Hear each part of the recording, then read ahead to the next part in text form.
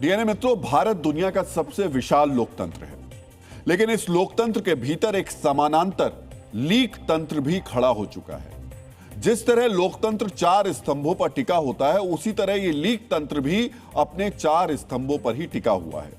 लोकतंत्र की सबसे बड़ी ताकत यही है कि वो एक साधारण व्यक्ति को भी असाधारण अधिकार देता है, उसे भविष्य में आगे बढ़ने और उन्नति करने का अवसर देता है। लेकिन लीक तंत्र आम लोगों के बच्चों से वही अधिकार छीन लेता है। यह छात्रों के भविष्य और उनकी मेहनत पर अतिक्रमण कर देता है। इस बार भी ऐसा ही हुआ। देश के करीब 23 लाख छात्रों के अधिकार और उनके उज्जवल भविष्य की उम्मीदों को लीक तंत्र के गुनहगारों ने निगल लिया। लीक तंत्र के इस अतिक्रमण की वजह से 3 मई को हुई नीट परीक्षा रद्द कर दी गई। मित्रों, ये सिर्फ एक प्रवेश परीक्षा रद्द होने की खबर नहीं है, ये लोकतंत्र पर लीक तंत्र की जीत है और ये दुखद है। ये हर उस बच्चे के सपनों के साथ खिलवाड़ है जो एक लक्ष्य तय करता है और उसे पूरा करने के लिए खेलने कूदने की उम्र में अपना बचपन तक दांव पर लगा देता है। इसलिए आज हम लाखों छात्रों और उनके परिवार के सपनों में सेंध लगाने वाले, सिस्टम की आड़ में उनसे छल करने वाले लीक तंत्र का डीएनए टेस्ट करेंगे। मित्रों, पंडित जवाहरलाल नेहरू ने कहा था कि जहां चिकित्सा और शिक्षा मजबूत होती है, वहीं राष्ट्र का भविष्य सुरक्षित होता है। लेकिन देश का दुर्भाग्य यह है कि शिक्षा और चिकित्सा दोनों की नींव पर चोट की जा रही है। डॉक्टरी की पढ़ाई के लिए राष्ट्रीय स्तर पर आयोजित होने वाली प्रवेश परीक्षा नीट भी लीक तंत्र का शिकार हो गई। राष्ट्रीय परीक्षा एजेंसी यानी एनटीए ने 3 मई को देश भर में मेडिकल कॉलेजों में दाखिले के लिए नीट परीक्षा आयोजित कराई थी, लेकिन परीक्षा के अगले ही दिन पेपर लीक और गैस पेपर बिकने की खबरें सोशल मीडिया पर वायरल होने लगी। शुरुआत में एनटीए ने किसी भी तरह के पेपर लीक से इनकार किया, लेकिन गृह मंत्रालय और केंद्रीय जांच एजेंसियों की रिपोर्ट में यह सामने आया कि प्रश्न पत्र लीक हुआ था। जांच पड़ताल और बढ़ते विवाद के बाद अब एनटीए ने 3 मई को आयोजित नीट परीक्षा रद्द कर दी है। यानी 22,79,000 छात्रों ने दिन रात मेहनत करके परीक्षा दी। परीक्षा खत्म होने के बाद जो मानसिक दबाव कम हुआ था, वो अब फिर से बढ़ गया है। लीक तंत्र ने उनकी मेहनत, उनका समय और उनके सपनों पर चोट पहुंचाई है। और ये पहली बार नहीं है जब किसी बड़ी परीक्षा को लीक तंत्र ने अपना शिकार बनाया हो। पिछले 11 वर्षों में 100 से अधिक बार केंद्रीय और भर्ती परीक्षाएं पेपर लीक और अनियमितताओं की भेंट चढ़ चुकी है। मित्रों, इस बार जिस नीट परीक्षा का पेपर लीक हुआ, उसकी जांच केंद्र सरकार ने सीबीआई को सौंप दी है। सीबीआई की जांच में आने वाले दिनों में कई बड़े खुलासे हो सकते हैं और यह भी साफ होगा कि इस पूरे खेल में कौन कौन शामिल था। लेकिन उससे पहले यह समझना जरूरी है कि आखिर यह लीक तंत्र काम कैसे करता है। कैसे लाखों छात्रों के भविष्य से जुड़ा प्रश्न पत्र परीक्षा से पहले ही बाजार में पहुंच जाता है। कैसे एक संगठित नेटवर्क मेहनत पर पैसों को भारी बना देता है। मित्रों, जैसा कि हमने आपको बताया, लोकतंत्र की तरह लीक तंत्र पर भी 4 अलग अलग स्तंभों पर खड़ा दिखाई देता है। पहला स्तंभ वो एजेंसी है जो नीट जैसी परीक्षाएं आयोजित करवाती है। दूसरा स्तंभ खुफिया तंत्र है, जिसकी जिम्मेदारी किसी भी संभावित लीक या संदिग्ध गतिविधि का समय रहते पता लगाना होता है। लीक तंत्र का तीसरा स्तंभ पेपर माफिया है, जो किसी भी तरह परीक्षा से पहले प्रश्न पत्र हासिल करने की कोशिश करता है। और लीक तंत्र का चौथा स्तंभ वो पेपर खरीदार हैं जो लाखों रुपए देकर प्रश्न पत्र खरीदते हैं और ईमानदार छात्रों के हक पर डाका डालते हैं। हम आपको लीक तंत्र के इन 4 स्तंभों के बारे में एक एक कर विस्तार से बताएंगे, लेकिन उससे पहले हम आपको बताते हैं कि इस बार लीक तंत्र ने किस तरह सिस्टम को हैक करके ईमानदार बच्चों के सपनों में सेंधमारी कर दी। डीएनए मित्रों, परीक्षा से करीब 42 घंटे पहले ही क्वेश्चन पेपर के कुछ सवाल लीक तंत्र के हाथ लग चुके थे। लीक तंत्र ने लीक हुए सवालों में कुछ अन्य प्रश्न जोड़कर एक पूरा क्वेश्चन बैंक तैयार किया। छात्रों तक जो क्वेश्चन बैंक पहुंचाया गया, उसमें फिजिक्स, केमिस्ट्री और बायोलॉजी के 300 से ज्यादा सवाल शामिल थे। इनमें से करीब 150 सवाल हूबहू नीट यूजी 2026 के प्रश्न पत्र में पूछे गए।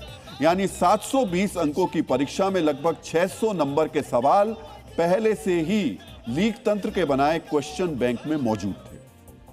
डीएनए मित्रों, गैस पेपर से परीक्षा में कुछ सवाल हूबहू आने की संभावना जरूर रहती है, लेकिन इतनी बड़ी संख्या में प्रश्न आने की संभावना बिल्कुल नहीं रहती।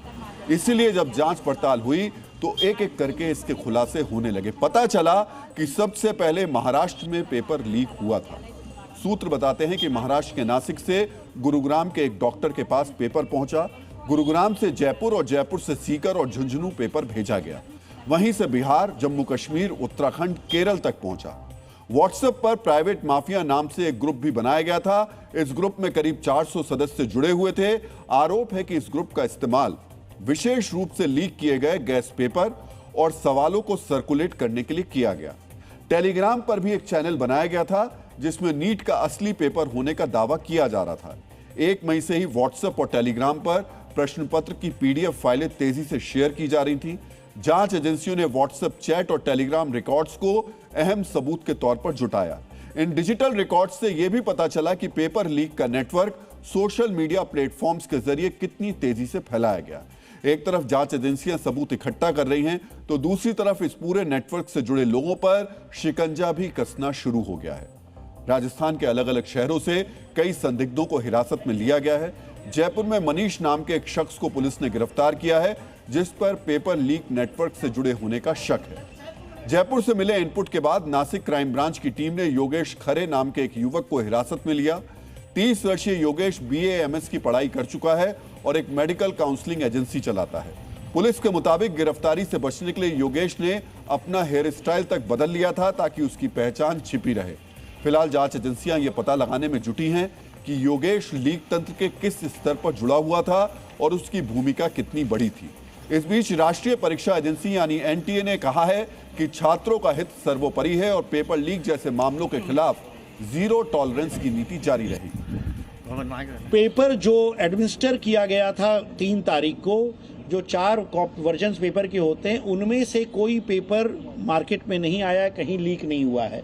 जो PDF है उसमें बहुत सारे सवाल थे, उनमें से कुछ सवाल पेपर से मिलते आए हैं। तो मैं ये नहीं कहूँगा कि पूरा पेपर लीक हुआ है, परंतु ये जरूर कहूँगा कि एक भी प्रश्न अगर हमारे प्रश्न पत्र से मैच कर जाता है तो हमारी जो जीरो टॉलरेंस की और जीरो एरर की जो प्रतिबद्धता थी वो वायलेट होती है। हमारा जो प्रोसेस है वो वायलेट होता है और हम उसकी जिम्मेदारी लेकर के उसके ऊपर कार्रवाई करेंगे। सीबीआई की टीम ने पेपर लीक की जांच शुरू कर दी है। सीबीआई की टीम जयपुर SOG मुख्यालय पहुंची। टीम करीब 7:45 बजे SOG दफ्तर पहुंची, जहां अधिकारियों के साथ बैठक की। SOG ने इस मामले से जुड़े तमाम दस्तावेज, इलेक्ट्रॉनिक साक्ष्य और अब तक गिरफ्तार किए गए आरोपियों की पूरी जानकारी सीबीआई को सौंप दी है। मित्रों, डॉक्टर भीमराव अंबेडकर ने कहा था कि मेहनत करने वाले विद्यार्थियों के साथ अन्याय देश के भविष्य के साथ अन्याय होता है और यह अन्याय देश के करीब 23 लाख छात्रों के साथ हुआ है और यह कोई पहली बार नहीं हुआ है। 2024 में भी नीट परीक्षा पेपर लीक और अनियमितताओं के आरोप से घिर गई थी। बिहार और झारखंड में मामले की जांच हुई, जिसमें पेपर लीक के सबूत मिले थे और कई गिरफ्तारियां भी हुई थी। हालांकि उस समय सुप्रीम कोर्ट ने पूरी परीक्षा रद्द करने से इनकार कर दिया था, लेकिन कुछ परीक्षा केंद्रों पर 1539 कैंडिडेट्स की दोबारा परीक्षा कराई गई थी। इसके अलावा 2018, 2021 और 2022 में भी नीट परीक्षा में अनियमितताओं और गड़बड़ियों के आरोप लगे थे। इन मामलों की जांच अब तक सीबीआई कर रही है और यह समस्या सिर्फ नीट तक सीमित नहीं रही। जब मेडिकल कॉलेजों में दाखिला नीट के जरिए नहीं होता था, तब भी पेपर लीक का खेल जारी था। 2011 में देश के सबसे प्रतिष्ठित अस्पताल एम्स की एंट्रेंस परीक्षा में पेपर लीक हुआ था। जांच हुई, लेकिन कार्रवाई के नाम पर रस्म अदायगी कर दी गई। एक बार फिर वही हुआ, प्रश्न पत्र फिर लीक हुआ है, लेकिन इस बार मामला कहीं ज्यादा बड़ा है, क्योंकि पहली बार पूरी नीट परीक्षा ही रद्द कर दी गई है। देश भर में छात्र सड़कों पर उतर आए हैं, कहीं विरोध प्रदर्शन हो रहे हैं तो कहीं छात्र और अभिभावक अपनी मेहनत बर्बाद होने पर गुस्सा जाहिर कर रहे हैं। हम आपको सुनाते हैं सड़क पर उतरे छात्र क्या कह रहे हैं।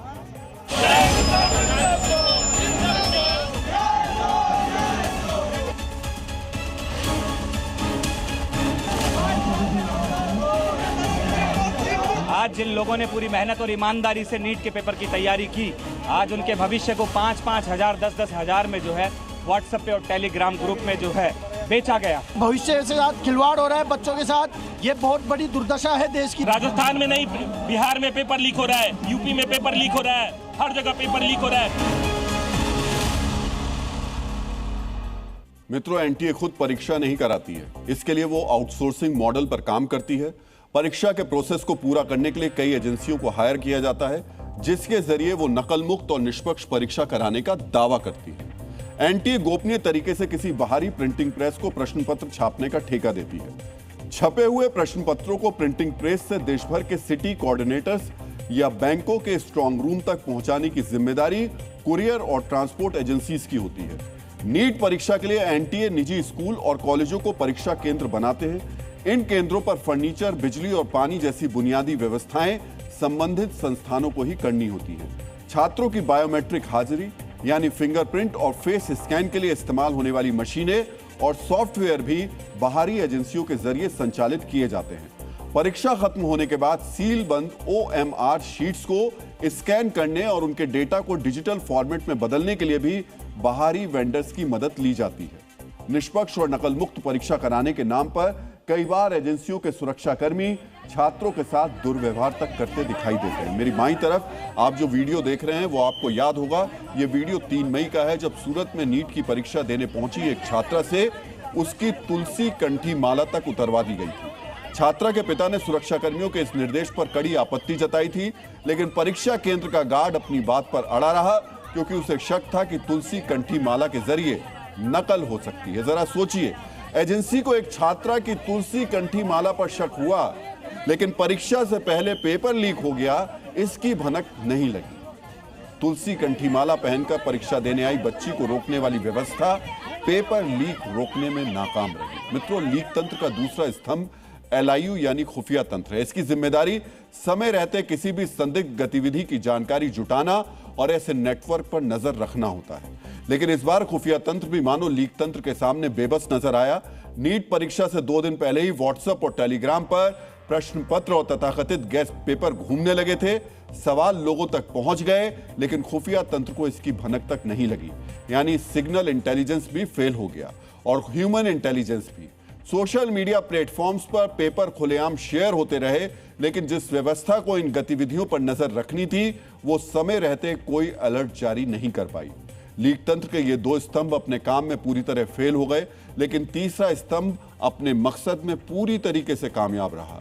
ये तीसरा तंत्र है पेपर माफिया, जो किसी भी कीमत पर परीक्षा से पहले क्वेश्चन पेपर हासिल करता है और फिर उसे बेचता है। इसमें भ्रष्ट अधिकारी, कोचिंग सेंटर मालिक, प्रिंटिंग प्रेस स्टाफ और मिडिल मैन शामिल होते हैं और ये लोग लाखों रुपए में प्रश्न पत्र बेचते हैं।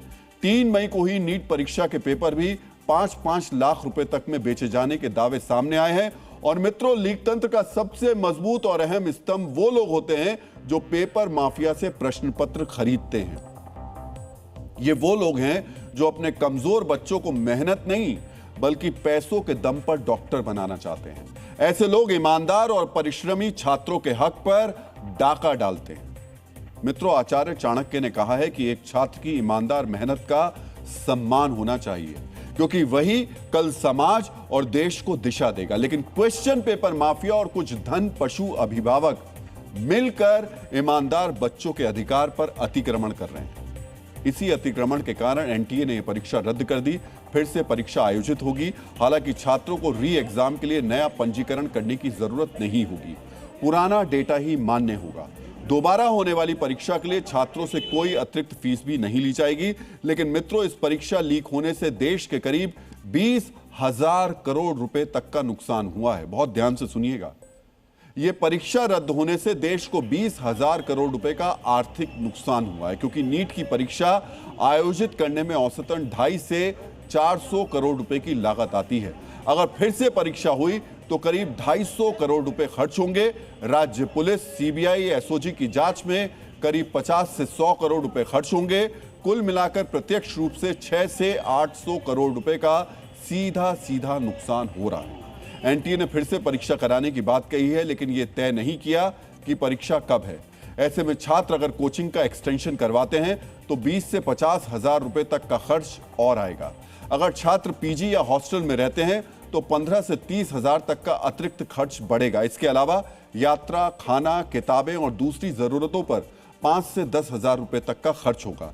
कुल मिलाकर एक छात्र का खर्च 40 से 90 हजार रुपए तक बढ़ जाएगा। इस तरह से एक परीक्षा रद्द होने से करीब 20,000 करोड़ रुपए का बोझ देश के खजाने पर पड़ता है, जिसका इस्तेमाल किसी अच्छे काम में किया जा सकता था। मित्रों, इतनी रकम से मिड डे मील को 1.5 साल से ज्यादा समय तक चलाया जा सकता था। 2025-26 में मिड डे मील योजना का केंद्रीय बजट 12,500 करोड़ से ज्यादा रहा है। यानी करोड़ों बच्चों के पोषण और स्कूल भोजन पर बड़ा असर ये डाल सकती है रकम। इसी रकम से 15 से 16 लाख गरीब परिवारों को पक्का घर देने लायक सहायता दी जा सकती है। सोचिए, इतना नुकसान लीक तंत्र ने एक दिन में कर दिया। मतलब लीक तंत्र ने केवल प्रश्न पत्र ही नहीं चुराया, इसने देश का समय, संसाधन और लाखों परिवारों की मेहनत की कमाई भी बर्बाद कर दी। मित्रों, नुकसान सिर्फ आर्थिक नहीं होता है, इससे कहीं बड़ा नुकसान मानसिक होता है। एक छात्र एक दो नहीं, कई बार 3-3 साल तक इस परीक्षा की तैयारी करता है। 15-15 घंटे, 18-18 घंटे पढ़ाई करता है। 17-18 साल की उम्र में अपना बचपन, अपनी खुशियां, अपना पूरा समय एक सपने के लिए दांव पर लगा देता है। और सिर्फ छात्री नहीं, उसका पूरा परिवार भी उस सपने में अपना सब कुछ झोंक देता है। पढ़ाई का खर्च, कोचिंग की फीस, दूसरे शहर में रहना, मानसिक दबाव, हर चीज पर परिवार का साथ मिलकर वो परिवार झेलता है। इस बार करीब 23 लाख छात्र नीट परीक्षा में बैठे थे, लेकिन ये सिर्फ 23 लाख छात्र नहीं थे, ये 23 लाख परिवारों के सपने थे जिन्हें उम्मीद थी कि उनका बच्चा डॉक्टर बनेगा और परिवार का भविष्य बदलेगा। लेकिन ईमानदारी से दिन रात मेहनत करने वाले छात्रों और उनके परिवारों की उम्मीद पर ग्रहण लग गया। लीक तंत्र ने उनके सपनों में सेंध लगा दी। पेपर लीक और परीक्षा रद्द होने जैसी घटनाओं का असर अब बच्चों की मानसिक सेहत पर भी साफ दिखाई देने लगा है। तनाव, चिंता, अवसाद और भविष्य को लेकर डर लगातार बढ़ रहा है। 2024 में जब नीट की परीक्षा में पेपर लीक हुआ था, तब हजारों छात्रों ने मनोचिकित्सक से संपर्क किया। कोटा में जहां बड़ी संख्या में छात्र नीट की तैयारी करते हैं, वहां पर आत्महत्या की दर पहले से चिंताजनक है। छात्रों और अभिभावकों में भविष्य को लेकर चिंता बढ़ी रहती है। मित्रों, इस पेपर लीक का असर सिर्फ उतना ही नहीं है जितना आज दिखाई दे रहा है। इसका असर आने वाले वर्षों तक समाज और व्यवस्था पर पड़ता है। जरा सोचिए, अगर कोई छात्र प्रश्न पत्र खरीदकर डॉक्टर बनता तो वो मरीजों के साथ कैसा व्यवहार करेगा? क्या बिना ईमानदार मेहनत और सही योग्यता के कोई अच्छा डॉक्टर बन सकता है? जब मेहनत की जगह पैसे और जुगाड़ से मेडिकल कॉलेज में दाखिला मिलने लगे तो उसके सबसे बड़ा नुकसान देश की स्वास्थ्य व्यवस्था को होता है। ऐसे ही पेपर लीक और भ्रष्ट प्रवेश व्यवस्था के कारण प्राइवेट मेडिकल कॉलेजों की फीस करोड़ों रुपए तक पहुंच चुकी है। ईमानदार और मेधावी छात्र पीछे छूट जाते हैं, जबकि पैसे के दम पर सिस्टम में सेंध लगाने वाले आगे निकल जाते हैं। पेपर लीक केवल परीक्षा ही नहीं चुराता, ये मेधावी छात्रों के भविष्य की अकाल मृत्यु का कारण बनता है। अब हम आपको सुनाते हैं कि नीट परीक्षा रद्द होने के बाद तैयारी कर रहे छात्र इस पूरे मामले पर क्या कह रहे हैं।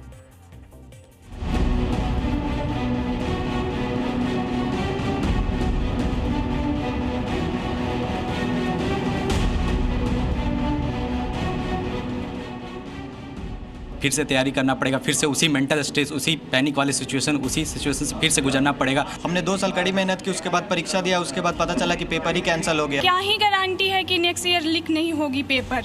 मतलब किस मोटिवेशन के साथ हम लोग फिर से तैयारी करें? पता नहीं हमें सीट मिलेगी या नहीं मिलेगी। फिर से लीक हो गया पेपर तो हम कहाँ जाएंगे, क्या करेंगे? घर वालों की इतनी उम्मीद, इतनी दूर हम आए हैं, पढ़ने आए हैं, फिर भी ये ऐसे लीक हो जाएगा तो क्या करें हम? ये सब जो पेपर लीक हुआ है, ये तो एनटीए की बहुत बड़ी गलती है। ये जेन्युइनली बहुत एम्बैरेसिंग बात है, क्योंकि 2 साल की मेहनत बच्चों की कम नहीं होती है, ये कोई मजाक नहीं है। और पिछले 2 साल में हमने 2024 में भी यही सेम चीज़ देखी थी। आज इस परीक्षा का ऐसे भ्रष्टपूर्ण तरीके से रद्द होना मेरे लिए बहुत घातक है। जो मेरी 1 साल बर्बाद हुई है उसका जिम्मेदार कौन है? और वो तकलीफ जो हम मेरे पेरेंट्स और आज मेरा परिवार सह रहा है, उसका जिम्मेदार कौन होगा? 3 साल से तैयारी कर रहा हूँ मैं, बाहर रह के। मेरे घर वालों ने पैसे लगाए हैं, घर वालों पैसे खराब भी हुए हैं इसकी वजह से। नेशनल टेस्टिंग एजेंसी के रूप में इस ऑर्गेनाइजेशन को बनाया गया है।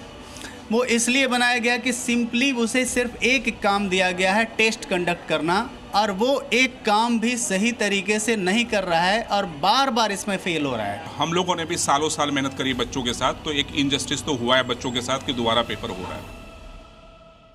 मित्रों, डॉक्टर एपीजे अब्दुल कलाम ने कहा था कि एक अच्छा डॉक्टर केवल मरीज का इलाज नहीं करता, बल्कि समाज को स्वस्थ और मजबूत बनाता है। लेकिन ये लीक तंत्र के जितने भी स्तंभ हैं, वो देश को एक प्रतिभाहीन डॉक्टर देने की साजिश रच रहे हैं। मित्रों, लोकतंत्र के निशाने पर सिर्फ नीट की परीक्षा नहीं है, ये देश भर में आयोजित होने वाले तमाम केंद्रीय परीक्षाओं में घुसपैठ कर चुका है। चाहे राज्य स्तर की परीक्षा हो, चाहे स्कूल शिक्षक की परीक्षा हो, चाहे पुलिस भर्ती की परीक्षा हो या किसी भी तरीके की परीक्षा हो, लीक तंत्र हर जगह हावी है। यह देश में किस तरह एक समानांतर व्यवस्था बन चुका है, उसे ऐसे समझिए कि पिछले 5 साल के दौरान 15 राज्यों में 41 भर्ती परीक्षा के पेपर लीक हो चुके हैं। 1,40,00,000 अभ्यर्थी इससे प्रभावित हुए हैं। पिछले 7 साल में 70 से ज्यादा पेपर लीक हो चुके हैं। इसमें 1.5 करोड़ से ज्यादा छात्र प्रभावित हुए हैं, जबकि पिछले 11 साल में 100 से ज्यादा पेपर लीक के मामले आए हैं, जिसमें 6 से 7 करोड़ छात्र सीधे तौर पर प्रभावित हुए हैं और इससे 50,000 करोड़ रुपए तक का आर्थिक नुकसान हो चुका है। सोचिए, 100 से ज्यादा पेपर लीक हो चुके हैं और देश के 50,000 करोड़ रुपए डूब चुके हैं। आप इसी से अंदाजा लगाइए क्या स्थिति है। मित्रों, भारत में पेपर लीक केवल एक प्रशासनिक विफलता नहीं है, बल्कि एक राष्ट्रीय संकट बन चुका है, जो देश की शिक्षा व्यवस्था और युवाओं के भरोसे की नींव को हिला रहा है। यह समस्या समाज में स्पष्ट संदेश देती है कि काबिलियत से ज्यादा कीमत की अहमियत है। इससे ईमानदार और मेधावी छात्रों में निराशा का भाव बढ़ जाता है। यही भविष्य में प्रतिभा के पलायन का कारण भी बनती है।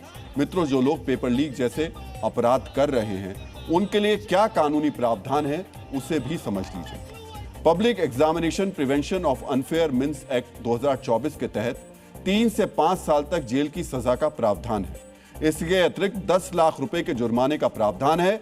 अगर अपराध संगठित तौर पर सिद्ध हो तो 5 से 10 साल तक की सजा और 1 करोड़ रुपए के जुर्माने का प्रावधान है। सर्विस प्रोवाइडर पर 1 करोड़ रुपए तक का जुर्माना और 4 साल तक के लिए परीक्षा कार्य से अयोग्य घोषित करने का भी प्रावधान है। लेकिन कड़वी सच्चाई यह है कि दोष सिद्धि दर काफी कम है, जिसे पेपर माफियाओं में जिससे डर नहीं होता। विशेषज्ञों का कहना है कि दोष सिद्धि दर सिर्फ 5 से 10% के आसपास ही है। अगर 100 घटनाएं दर्ज होती हैं तो सिर्फ 5 से 10 मामलों में ही सजा मिलती है।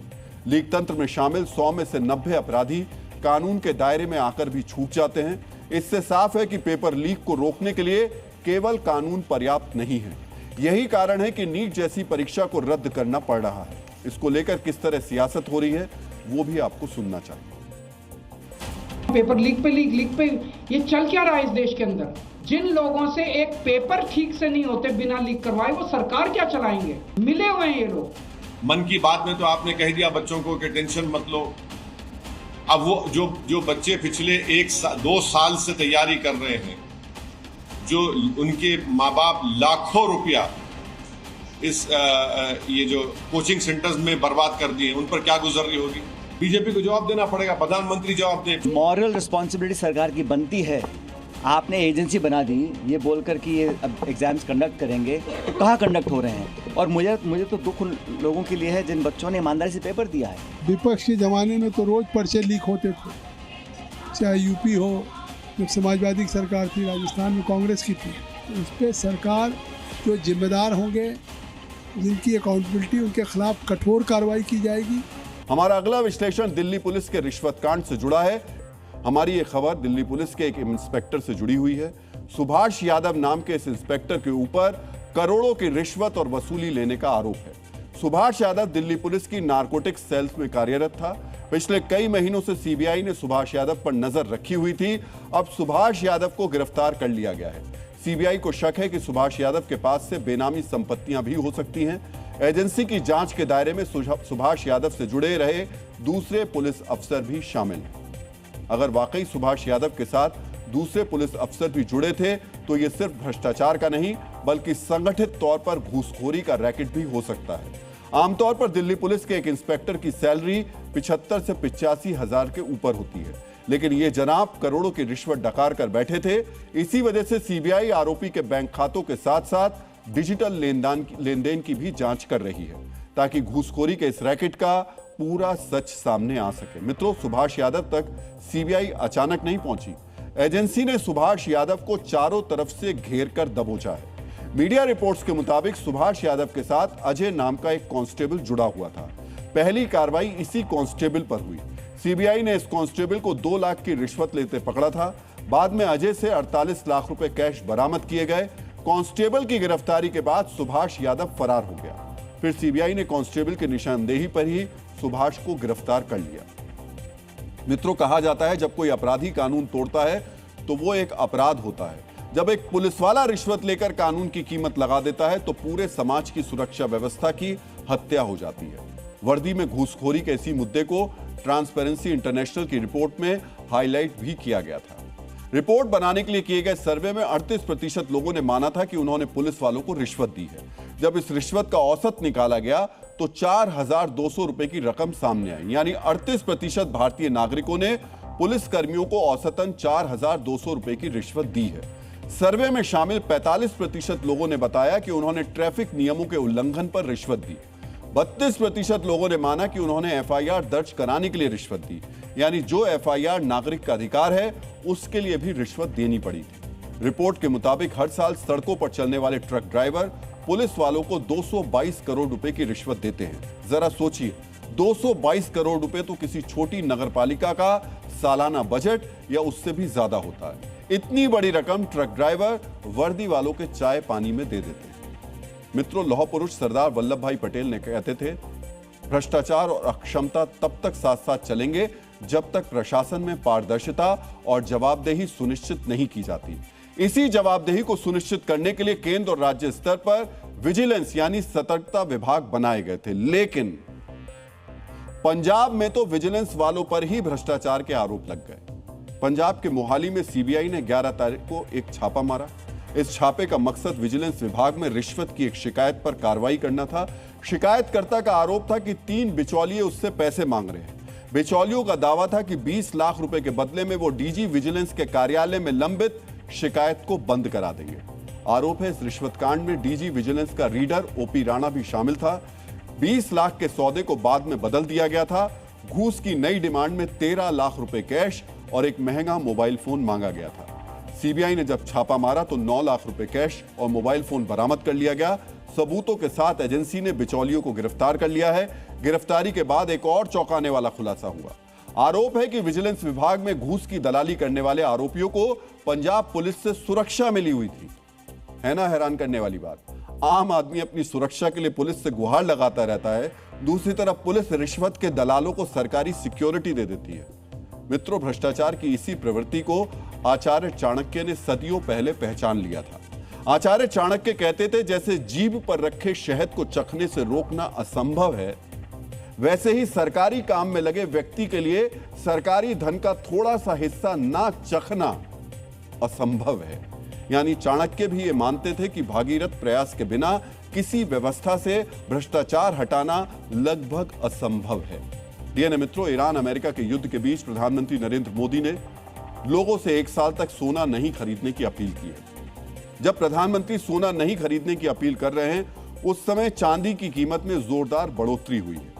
मित्रों, आज सर्राफा बाजार में चांदी के भाव में 11,000 से ज्यादा की बढ़ोतरी हुई। India Boolean and jewellers association के अनुसार 1 किलो चांदी का दाम 11,620 रुपए बढ़कर 2,67,820 रुपए तक पहुंच गया। मित्रों, इससे पहले कल अंतर्राष्ट्रीय बाजार में चांदी की कीमत में 7% की बढ़ोतरी हुई थी। 1 औंस चांदी का भाव $87 के करीब पहुंच गया। यह 2 महीने का उच्चतम स्तर था। फरवरी के बाद एक दिन में चांदी के दाम में इससे ज्यादा उछाल नहीं देखा गया था। इसी का असर आज भारतीय सर्राफा बाजार में देखने को मिला। मित्रों, ईरान और अमेरिका के बीच युद्ध शुरू होने के बाद चांदी की कीमत में भारी गिरावट आई थी। जो चांदी $122 प्रति औंस तक पहुंच गई थी, वो युद्ध काल में $61 पर आ गई। लेकिन अब इसका भाव फिर तेजी से बढ़ रहा है। अंतर्राष्ट्रीय बाजार में सोना सिर्फ 0.1% महंगा हुआ, जबकि चांदी का दाम 7% बढ़ गया। मित्रों, आज आपको वो कारण जानने चाहिए जिसकी वजह से चांदी की कीमत में उछाल आया है। चांदी की कीमत में उछाल का सबसे बड़ा कारण है चांदी की औद्योगिक मांग में बढ़ोतरी। दुनिया की 50% से ज्यादा चांदी की मांग अब गहनों के लिए नहीं, बल्कि सोलर पैनल, इलेक्ट्रिक गाड़ियों, इलेक्ट्रॉनिक्स और मेडिकल उपकरणों के लिए होती है। दुनिया में ऊर्जा संकट के बीच ग्रीन एनर्जी की ओर रुझान बढ़ा है, जिससे चांदी की डिमांड और ज्यादा बढ़ी है। मित्रों, चांदी की कीमत और चांदी की बढ़ती मांग के बीच उसकी सप्लाई पर भी दबाव बढ़ा है। इसका कारण यह है कि चीन ने चांदी के निर्यात पर नियंत्रण लगा दिया। चीन दुनिया का दूसरा सबसे बड़ा चांदी उत्पादक देश है। उसकी पाबंदी से सप्लाई प्रभावित हुई है। चांदी के महंगा होने का एक और कारण सोने की कीमत में बढ़ोतरी है। जब सोना बहुत महंगा हो जाता है तो लोग निवेश के लिए चांदी की तरफ रुख करते हैं। ये कुछ बड़े कारण हैं जिसकी वजह से चांदी के दाम में उछाल आया है। मित्रों, भारत सोने की तरह चांदी का भी भारी मात्रा में आयात करता है। चांदी के आयात पर भी भारत को विदेशी मुद्रा खर्च करनी पड़ती है। 2025-26 में भारत ने लगभग 7,335 मीट्रिक टन चांदी का आयात किया। चांदी के आयात पर खर्च में लगभग 150% की बढ़ोतरी हुई थी। इस पर लगभग 12 अरब डॉलर खर्च हुए, यानी 1,15,000 करोड़ रुपए के करीब चांदी के आयात पर भारत ने खर्च किया। वहीं सोने के आयात पर भारत ने पिछले साल 6,40,000 करोड़ रुपए खर्च किए थे, यानी सोने की तुलना में चांदी के आयात पर खर्च उसका छठा हिस्सा है। लेकिन यह रकम भी कम नहीं है। अगर चांदी की कीमत में बढ़ोतरी जारी रहती है तो भारत के आयात खर्च में बढ़ोतरी होगी। मौजूदा समय में यह भारत के लिए नुकसानदेह है। मित्रों, सोने का आयात देश के विदेशी मुद्रा पर बहुत बड़ा बोझ है। भारत ने पिछले वित्त वर्ष में 6 लाख करोड़ रुपए से ज्यादा सोने के आयात पर खर्च कर दिए। कच्चे तेल के बाद भारत सबसे ज्यादा सोने के आयात पर ही खर्च करता है। कच्चा तेल देश की जरूरत है। कच्चे तेल के बिना अर्थव्यवस्था का पहिया चल नहीं सकता, लेकिन सोना धार्मिक और सांस्कृतिक महत्व के बावजूद बेहद जरूरी नहीं है। अगर कुछ समय के लिए सोने की खरीदारी बंद भी कर दी जाए तो इससे कोई मुसीबत में नहीं आएगा। मित्रों, अगर सोने की खरीदारी आधी भी रह जाती है तो लगभग 36 अरब डॉलर की बचत होगी। डीएनए मित्रों, प्रधानमंत्री नरेंद्र मोदी ने विदेशी मुद्रा बचाने के लिए 1 साल तक सोना नहीं खरीदने की अपील की है। साथ ही उन्होंने वर्क फ्रॉम होम को प्राथमिकता देने, पेट्रोल डीजल का संयम से इस्तेमाल करने, ऑनलाइन मीटिंग करने और विदेशी यात्रा टालने की भी अपील की है। प्रधानमंत्री की इस अपील पर कई संगठन और लोग सामने आने लगे हैं। गुजरात के राज्यपाल आचार्य देवव्रत ने फिलहाल हेलीकॉप्टर या हवाई यात्रा नहीं करने का फैसला लिया है। उन्होंने राज्य के भीतर बस और ट्रेन में यात्रा करने की बात कही है। प्रधानमंत्री की अपील के बाद गुजरात यूनिवर्सिटी ने कर्मचारियों को कारपूलिंग और सार्वजनिक परिवहन का उपयोग करने का निर्देश दिया है। गुजरात के मंत्री प्रफुल्ल पानसेरिया और कांति अमृतिया ने कहा है कि वो अपने काफिले में पायलट वाहन का इस्तेमाल नहीं करेंगे। महाराष्ट्र के पर्यटन मंत्री शंभुराज देसाई ने अपना प्रस्तावित यूरोप दौरा रद्द कर दिया है। इससे पहले महाराष्ट्र के ही मंत्री आशीष शेलार ने फ्रांस में होने वाले कांस फिल्म फेस्टिवल में शामिल नहीं होने का ऐलान किया था। महाराष्ट्र के मंत्री नितेश राणे ने अपने काफिले में गाड़ियों की संख्या 7 से घटाकर 3 कर दी है। हैदराबाद के एक बड़े कोचिंग इंस्टीट्यूट ने ऑनलाइन मोड में क्लास चलाने का फैसला लिया है। मित्रों, ईंधन बचाने के लिए अभी और बड़े कदम उठाने की जरूरत है, लेकिन अच्छी बात यह है कि शुरुआत हो गई है। उम्मीद की जानी चाहिए कि आने वाले दिनों में और भी लोग आगे आएंगे। मित्रों, भारत में लोगों से ईंधन और विदेशी मुद्रा बचाने के लिए अपील की जा रही है, लेकिन दुनिया में ऐसे कई देश हैं जहां युद्ध की वजह से पहले ही सख्त निर्णय लिए गए हैं। एशिया, यूरोप, अफ्रीका और लैटिन अमेरिका की सरकारों ने तेल बचाने के लिए कई उपायों को लागू किया है। यूरोपीय यूनियन के अलावा लगभग 40 देशों ने अपने यहां ऊर्जा बचाने के लिए इमरजेंसी या सेमी इमरजेंसी कदम उठाए हैं। 18 देश ऐसे हैं जहां पेट्रोल डीजल की बिक्री की सीमा तय कर दी गई है और ऑड इवन लागू किया गया, यानी एक मात्रा से ज्यादा तेल आपको नहीं मिल सकता। हर दिन आप गाड़ी लेकर सड़कों पर नहीं निकल सकते। 13 देशों ने वर्क फ्रॉम होम लागू कर दिया है, यानी कंपनियां अपने कर्मचारियों से ऑफिस आने के लिए नहीं कहेंगी। 3 देश ऐसे हैं जहां एलपीजी का इस्तेमाल सीमित मात्रा में करने को कहा गया है। 35 देशों ने ऊर्जा बचाने के लिए अभियान शुरू किया है। इसके तहत लोगों से बिजली का इस्तेमाल कम करने और यात्रा नहीं करने की अपील की जा रही है। अब आपको ऐसे कुछ देशों के बारे में भी जानना चाहिए जिन्होंने सख्ती से फैसले लागू किए हैं। मित्रों, फिलीपींस और मेडागास्कर समेत दुनिया के कम से कम 4 देशों ने ऊर्जा आपातकाल का ऐलान किया है। जॉर्डन ने सरकारी दफ्तरों में एसी के इस्तेमाल पर पाबंदी लगा दी है। बांग्लादेश, श्रीलंका और सिंगापुर जैसे देशों में एसी का तापमान 25 डिग्री या उससे ज्यादा करने का फैसला लिया गया है ताकि बिजली की खपत कम की जा सके। थाईलैंड ने तो सरकारी दफ्तरों में सूट और टाई की जगह अधिकारियों को हाफ शर्ट पहनने को कहा है ताकि एसी को बहुत ठंडा करने की जरूरत ना पड़े। दक्षिण कोरिया ने ऑड इवन लागू कर दिया है। म्यांमार में एक दिन छोड़कर गाड़ियों को पेट्रोल डीजल दिया जा रहा है। बांग्लादेश में पेट्रोल डीजल की बिक्री सीमा तय कर दी गई है। पाकिस्तान के कुछ शहरों में 30 दिन के लिए सार्वजनिक परिवहन को मुफ्त कर दिया गया है ताकि लोग ईंधन बचा सकें। इंडोनेशिया बायोडीजल और इलेक्ट्रिक गाड़ियों को बढ़ावा दे रहा है। पाकिस्तान, इंडोनेशिया और मलेशिया जैसे देशों में अधिकारियों के लिए बेहद जरूरी मामलों को छोड़कर विदेशी यात्रा पर रोक लगा दी गई। मित्रों, विकसित देशों में भी तेल और गैस बचाने का अभियान चल रहा है। इंग्लैंड, नीदरलैंड्स और स्पेन जैसे देशों में सोलर एनर्जी और कम बिजली इस्तेमाल करने वाली लाइट्स को बढ़ावा दिया जा रहा है। फ्रांस और इंग्लैंड में इलेक्ट्रिक गाड़ियों के इस्तेमाल पर जोर दिया जा रहा है। तेल गैस की मांग में कमी लाकर उनकी सप्लाई बनाए रखने के लिए ये कदम उठाए गए। ये इसलिए भी जरूरी हैं ताकि अर्थव्यवस्था को झटके से बचाया जा सके, क्योंकि तेल की कीमत में बढ़ोतरी आज भी जारी रही। आज अंतर्राष्ट्रीय बाजार में कच्चे तेल का दाम 4% बढ़कर $108 के करीब पहुंच गया। यानी अमेरिका और ईरान के बीच बढ़ते तनाव के कारण तेल की कीमत से कोई राहत नहीं हो रही। डीएनए मित्रों, अब हम पश्चिम बंगाल में मुख्यमंत्री शुभेंदु अधिकारी के सनातन मॉडल का विश्लेषण करेंगे। मित्रों, देश के दूसरे राष्ट्रपति रहे प्रसिद्ध विद्वान सर्वपल्ली राधाकृष्णन ने कहा है कि शासन का उद्देश्य केवल सत्ता चलाना नहीं, बल्कि समाज में नैतिकता और न्याय स्थापित करना है। पश्चिम बंगाल के मुख्यमंत्री शुभेंदु अधिकारी अपने फैसलों से समाज में समानता और न्याय की स्थापना कर रहे हैं। सीएम ने आम नागरिकों की सुविधा सुनिश्चित करने के लिए नया आदेश जारी किया है। आदेश में कहा है कि पुलिस धार्मिक स्थलों पर लाउडस्पीकर की आवाज को नियंत्रित करे, यानी किसी भी धार्मिक स्थल पर तय लिमिट से ऊंची आवाज में लाउडस्पीकर नहीं बजाया जाए। यह फैसला धार्मिक स्थलों के आसपास रहने वाले सामान्य नागरिकों को रोजाना होने वाली शोरगुल की परेशानी से बचाएगा। दूसरा आदेश है सड़कों पर होने वाली धार्मिक गतिविधियों को रोकने का। मित्रों, इस परेशानी के भुक्तभोगी सिर्फ पश्चिम बंगाल के लोग नहीं हैं, हम सभी। आए दिन धार्मिक कार्यक्रमों के नाम पर सड़कें घेर ली जाती हैं, ट्रैफिक रोक दिए जाते हैं, आम आदमी घंटों जाम में फंसा रहता है। मित्रों, सीएम ने अपने आदेश में किसी खास वर्ग या धर्म को रेखांकित नहीं किया है। आदेश में सनातन की समानता पर भाव है, किसी धार्मिक वर्ग को टारगेट करने का भाव नहीं है। जो भी ऊंची आवाज में धर्मस्थलों पर लाउडस्पीकर बजाएगा, जो भी धार्मिक कार्यक्रम के नाम पर रास्ता रोकेगा, उसके खिलाफ कार्रवाई होगी। यही सत्ता का सनातन मॉडल है, जो सभी नागरिकों को समान दृष्टि से देखता है। सुनिए शुभेंदु सरकार के आदेश पर आम लोगों का क्या कहना है। अथॉरिटी जो मुख्यमंत्री जो बात बोला है, एक खराब कुछ नहीं है, वो अच्छा ही है। हम लोग को एक लिमिटेशन में रहना है।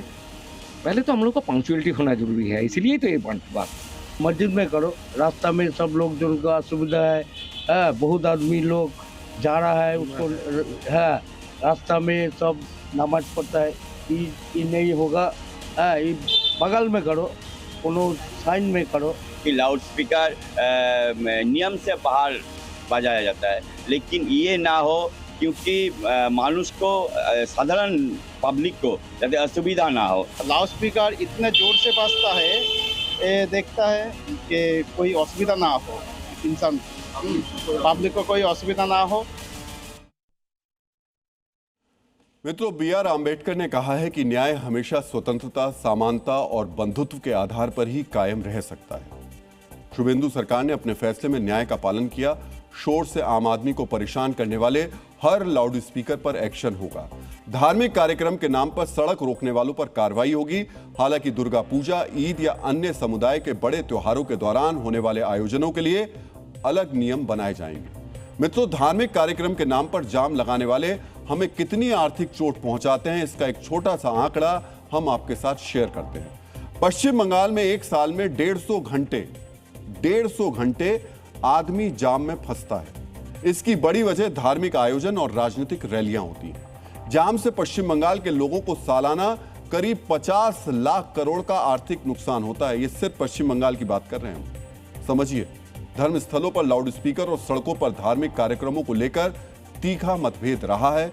एक वर्ग विशेष आरोप लगाता है कि ऐसे आदेशों के जरिए खासतौर पर उन्हें टारगेट किया जाता है। पश्चिम बंगाल में तो तुष्टीकरण नीति के तहत इन्हें सड़क जाम करने और ऊंची आवाज में लाउडस्पीकर बजाने की खुली आजादी थी। मित्रों, ये तथ्य है कि शुभेंदु सरकार ने अपने आदेश में किसी धर्म या वर्ग को रेखांकित नहीं किया, लेकिन तुष्टीकरण वाली पॉलिसी का सुविधाभोगी ये वर्ग इस आदेश से आक्रोशित है। वही पुराना विक्टिम कार्ड खेल रहा है। जहाँ तक सवाल है, 10 से 15 मिनट यही ना वक्त लगता है। ये लोग तो अपना जुलूस लेके जाते हैं तो सदियों 2-3 घंटा रास्ते में जाम रहता है। उसके लिए कोई मतलब ये नहीं है। आप तो बोले हैं कि सबका साथ सबका विकास, तो अब ऐसा अगर आप रवैया अपनाइएगा तो ये तो ठीक नहीं है। जो एक्चुअल हमेशा होते आया है पूरा बंगाल में, वो तो ऐसे एज यूजुअल वैसे ही होगा। तो लिमिट जो है वो तो लिमिट कैसे ज़्यादा या कम, जो एक्चुअल जो साउंड जो आता है माइक से, वही माइक से आवाज़ आना चाहिए। सुना आपने, ये पहले से मन में पूर्वाग्रह पालकर बैठे हैं। सरकारी आदेश में साफ है कि हर धार्मिक स्थल के लाउडस्पीकर और सड़क पर होने वाले हर धार्मिक कार्यक्रम पर कार्रवाई की जाए, लेकिन तुष्टीकरण वाले सुविधाभोगी कट्टरपंथ के पूर्वाग्रह में इतने डूबे हैं कि इन्होंने अभी से भेदभाव वाला शोर मचाना शुरू कर दिया है।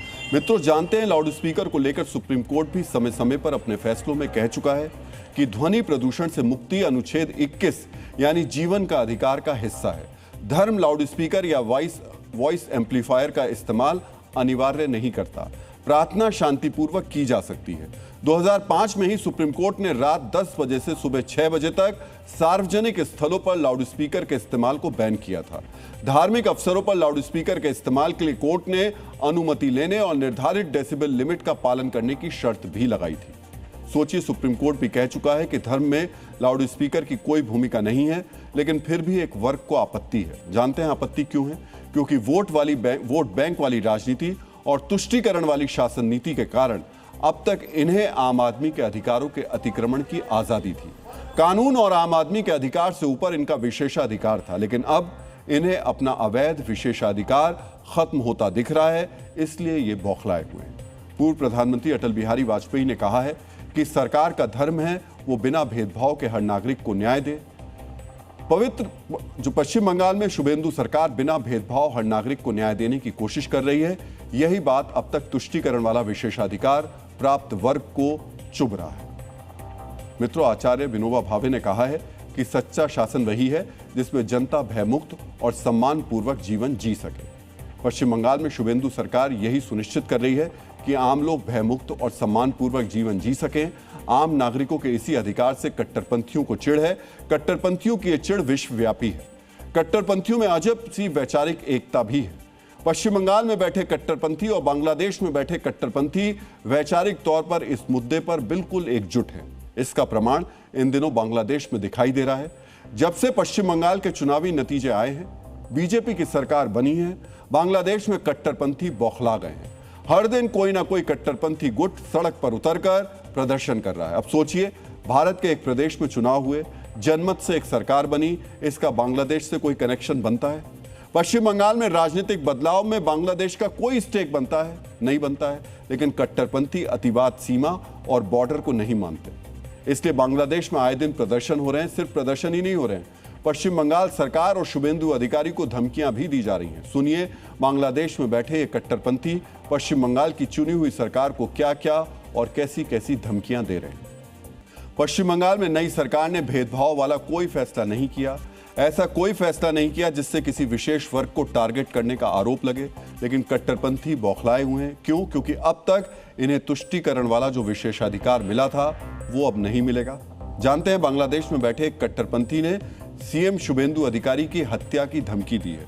बांग्लादेश के मौलाना हाफिज ने धमकी दी है कि गजवाए हिंद का समय आ गया है। बांग्लादेश में कट्टरपंथी जमाते इस्लामी से जुड़े नेताओं ने पश्चिम बंगाल में मुस्लिम उत्पीड़न के आरोप लगाते हुए बांग्लादेश सरकार से भारतीय हाई कमिश्नर को तलब करने की मांग की है। सिर्फ इतना ही नहीं, भारत बांग्लादेश बॉर्डर पर फेंसिंग के लिए बीएसएफ को 45 दिन में जमीन ट्रांसफर करने के आदेश पर बांग्लादेश के पीएम तारिक रहमान के विदेश मामलों के सलाहकार एम हुबायू कमीर ने कहा है कि हमें धमकियों से हम नहीं डरते हैं। सोचिए, एक चुनी हुई सरकार ने घुसपैठ रोकने और तुष्टीकरण खत्म करने वाली न्यायपूर्ण नीति बनाई तो कट्टरपंथी बौखला गए। सोचिए, अवैध घुसपैठ रोकने के लिए बॉर्डर पर फेंसिंग करना भला किसी को धमकाना हो सकता है?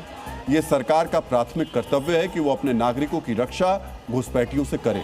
शुभेंदु सरकार यही कर रहे हैं, लेकिन कट्टरपंथी बौखलाए हुए हैं क्योंकि वो जानते हैं कि अब उन्हें भारत में घुसपैठ की खुली छूट नहीं है। अब वोट बैंक वाली राजनीति से भारत में बसने और भारतीय नागरिकों का हक मारकर भारत के आर्थिक संसाधनों का दोहन करने की छूट उन्हें नहीं होगी। इसीलिए उनकी ये बौखलाहट धमकी भरे शब्दों में सामने आ रही है। कट्टरपंथियों के इस उन्माद को अंतर्राष्ट्रीय भारत विरोधी मानसिकता संरक्षण दे रही है। जानते हैं, आरएसएस का एक प्रतिनिधि मंडल अमेरिका, ब्रिटेन और जर्मनी गया। सांस्कृतिक आदान प्रदान और अपने कामकाज की जानकारी एक दूसरे से साझा करने के लिए सामाजिक सांस्कृतिक संगठनों का प्रतिनिधिमंडल दूसरे देशों का दौरा करता है। आरएसएस के प्रतिनिधिमंडल भी इसीलिए ही गया होगा, लेकिन भारत विरोधी मानसिकता से ग्रसित पश्चिमी मीडिया ने इस दौरे को भी एक खास नैरेटिव में बदल दिया। प्रचारित किया जा रहा है कि नवंबर 2025 में आई US commission on international religious freedom में लगे आरोपों पर सफाई देने के लिए आरएसएस की टीम कई देशों का दौरा कर रही है। मित्रों, भारत विरोधी नैरेटिव बनाने वाली इस भेदभाव वाली रिपोर्ट में आरएसएस को पैरामिलिट्री संगठन और अल्पसंख्यकों पर हमले का आरोपी बताया गया था। सोचिए इस बौद्धिक और वैचारिक दिवालियापन को क्या कहा जाए। बांग्लादेश में कट्टरपंथी खुलेआम हिंदुओं की हत्या की धमकी दे रहे हैं।